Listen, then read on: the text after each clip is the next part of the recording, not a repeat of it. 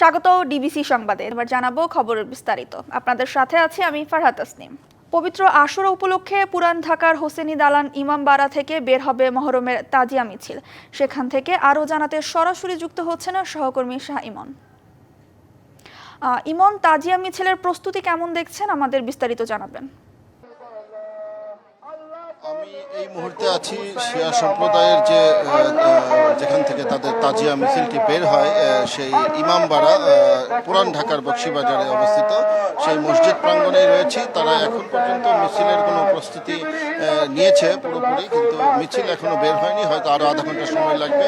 আমরা যতটুকু তাদের সাথে কথা বলে জানতে পেরেছি যে মিছিলটি বের হবে বেলা 10:30টার পরপরই বের হবে এবং এই মুহূর্তে তাদের প্রস্তুতি চলছে। আমরা দেখতে পাচ্ছি যে তারা সাধারণত সচরাচর যে ধরনের ঘোড়া থেকে শুরু করে তারা বুক চাপড়াতে এবং তাদের পতাকা নিয়ে তারা আপনার এই মিছিলটিতে অংশগ্রহণ করে এবং আমরা দেখতে পাচ্ছি যে হাজার হাজার শিয়া সম্প্রদায়ের যারা রয়েছেন তারা এই দিবসটি যেভাবে পালন করে, শোকের মাস এই 10ই মহরমকে তারা যে শোক, আমাদের হজরত মুহাম্মদ সাল্লাল্লাহু আলাইহি ওয়াসাল্লামের যে দৌহিত্র রয়েছে, কারবালার ময়দানে যে নির্মমভাবে তারা শহীদ হয়েছিলেন, সেই শহীদের যে আপনার ইসলাম ধর্ম অনুসারে অত্যন্ত ঘটনাবহুল এবং স্মরণীয় একটি দিন, এই বিয়োগান্ত বিষাদময় এই ঘটনার স্মৃতি বিজড়িত এই দিনটিকে তারা নানাভাবে পালন করে আসে এবং এই মসজিদ প্রাঙ্গণ থেকে তারা মিছিলটি নিয়ে নিউ মার্কেট হয়ে তারা জিকাতলা ধানমন্ডি গিয়ে এই মিছিলটি শেষ হবে। তো এই মিছিলটি উপলক্ষে আমরা দেখতে পেরেছি যে সকাল থেকে বিপুল সংখ্যক আইন শৃঙ্খলা বাহিনীর সদস্য নিরাপত্তায় নিয়োজিত রয়েছে এবং পুলিশ, র্যাব, সোয়াত থেকে শুরু করে আর্ম পুলিশ ব্যাটালিয়নের সদস্যরাও এখানে পুরো এলাকা কর্ডন করে রেখেছে এবং কঠোর নিরাপত্তা মধ্যে দিয়েই এই দিবসটি পালন করার জন্য যে লোক সমাগম হয়েছে সেটি নিরাপত্তা আপনারা দেখতে পাচ্ছেন যে এখানে যারা মিছিল করবে তারা এখানে শোকের মাতম করছে।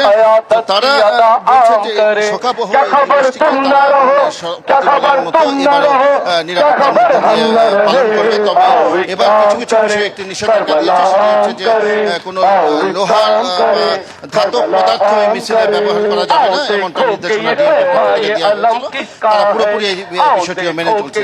এখন মোটামুটি মিছিলের প্রস্তুতি চলছে। এই ছিল সর্বোচ্চ। এনসিপির দেশ গড়তে জুলাই পদযাত্রার ৬ষ্ঠ দিনের কর্মসূচি এখন চাঁপাইনবাবগঞ্জে। সকাল 11:30টায় নবাবগঞ্জ সরকারি কলেজ গেটে জড়ো হবেন এনসিপির নেতাকর্মীরা।